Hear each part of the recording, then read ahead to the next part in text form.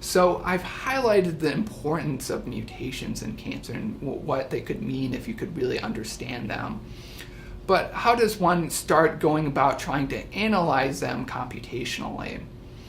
So really the first step is just detecting what mutations exist in a tumor. So that's usually referred to as mutation calling or variant detection.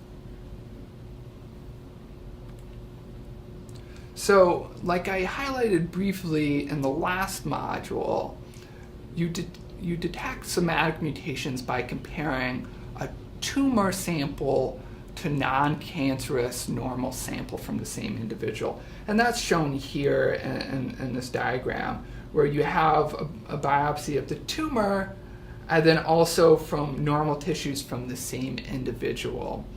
And we won't really go over how you collect these samples. We'll focus mostly on the analysis. So what you do is you DNA sequence both the tumor sample and normal sample so that you can compare the two. And there's a variety of different ways you can do DNA sequencing depending on what your goal is. This includes whole exome sequencing, whole genome sequencing, and sequencing of targeted gene panels of just a few select genes. And I'll go more about what are the differences between these types of sequencings in the next slide. But regardless, these sequencing results are going to produce short sequencing reads that will contain a string of nucleotide letters. So one read may read in part TCAT, AGTA. And if you can then put these short reads and map them to the correct location on the genome, you can then look at what is the relative support for a mutation occurring at a specific spot in the genome. So this is the general area of mutation calling or variant detection. The later steps on understanding what the mutations might mean and what their implications are, I'll cover in later modules in this lecture. So what are some of the advantages for different sequencing technologies? So whole exome sequencing sequences all of the coding portions of genes across the genome.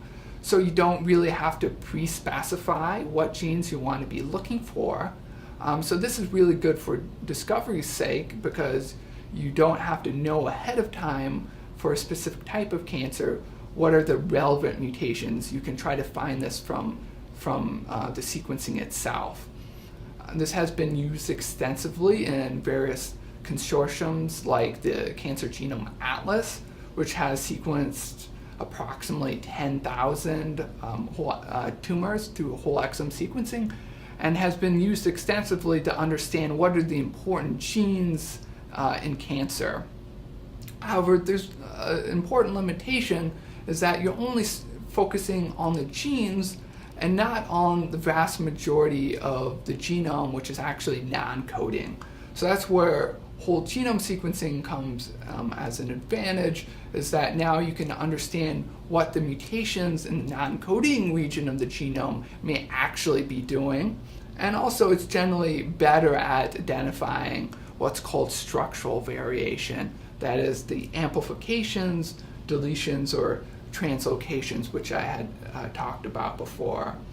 The downside of whole genome sequencing is that you're generally going to have fewer samples, so you have less tumors to look at, to analyze what the mutations might be doing, and it generally can cost more. If you're not looking for unbiased discovery without pre-specifying where you should be looking for in DNA sequencing, often what is used is targeted gene panels. And so those just focus on a core set of genes that are already known to be relevant for cancer. So often, at most, maybe they have 400 to 500 genes that they're looking at, and there may be as little as 10 or a few genes that they're sequencing. And these sorts of approaches have been used quite commonly in major cancer research hospitals to sequence tens of thousands of patients' tumors. and also has been used in the area of non-invasive early detection of cancer, where often you're trying to sample from blood or other bodily fluids where there's very low tumor DNA that's been shed into the blood, and you need a much more targeted approach to find mutations with that low amount of DNA. So regardless of kind of what sequencing technology you use, generally a lot of the sequencing technology is going to produce short sequencing reads. And the first step is to map them to the human reference genome, where for the most part the reads will match up with the reference genome, but there will be some important differences that will be of interest for detecting mutations. So if you look at this picture of the integrative genomics sphere, it shows sequencing reads as being little gray rectangles, and they're aligned to various positions along the genome, and the coordinates are shown up here. And so for any given position you're looking at, there may be many different sequencing reads that overlap that position, as highlighted here in blue. And each read may have a certain nucleotide base at that position. So some of the reads may have T's, some of them may have A's. And so this gives you information about, is there a mutation there or not at a specific location of the genome. And so often from a bioinformatics sort of pipeline approach, this information is stored in what is called BAM files, so the alignment of short sequencing reads to the genome, so placing them in the correct spot. And this information about what is the sequence at any given position is generally referred to as a pileup. As you can see, it's a pileup of many different reads. So a term that's often used to describe sequencing is coverage or depth. And this just refers to the number of sequencing reads that overlap any given genomic position.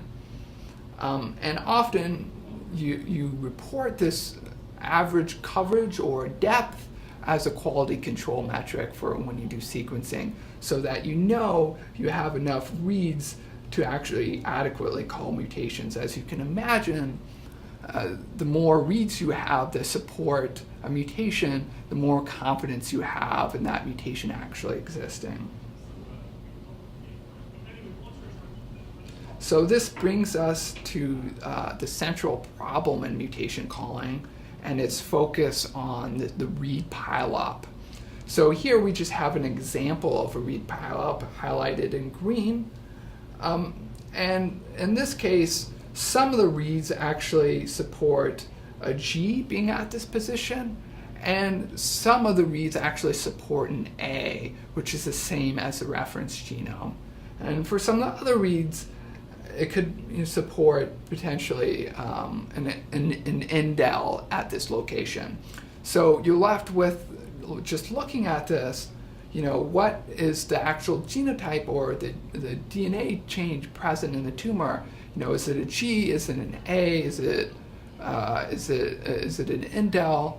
And so mutation calling algorithms are used to model the likelihood of different mutant bases occurring when there actually is a mutation, versus the alternative scenario that perhaps this is just sequencing error and there's actually no mutant bases and it's just error in the sequencing process. So a number of methods have been developed to do mutation calling, although it's not necessarily a definitively solved problem, as many times if you apply different mutation callers, you're going to get different mutation calls out, and they're not going to perfectly overlap. So Mutect is one example of a mutation calling algorithm, and it uses a statistical model to analyze the read pileup that we've been talking about. And specifically, it uses the log odds of a model describing the likelihood of a mutation actually existing versus the likelihood of what you think it may be a putative mutation being just due to sequencing errors. And so naively, you might think that if the likelihood of a mutation is greater than the likelihood of it being a sequencing error, then we can just call it, okay, we've detected a mutation. However, the general issue is that mutations are often rare across the genome, and usually the rate of mutations is more like 1 in a million bases, so actually you need a lot more evidence in favor of a mutation existing to be confident that the mutation is actually real. So this is done in Mutect by weighting by the prior probability of a mutation existing. So it would make it more likely that any particular mutant basis you observed were actually really just sequencing errors as opposed to a true mutation. So Mutect also makes some simplifying assumptions, which are generally you need to do for statistical models.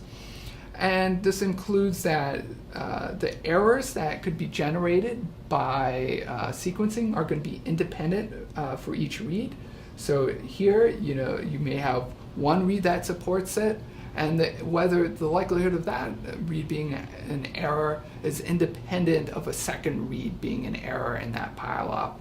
And then secondly, it's not going to model explicitly in the statistical model what is the exact positioning of the read. So you can see here, many of these reads overlap with this red mutation, highlighted in red, but all the reads are not actually aligned the same.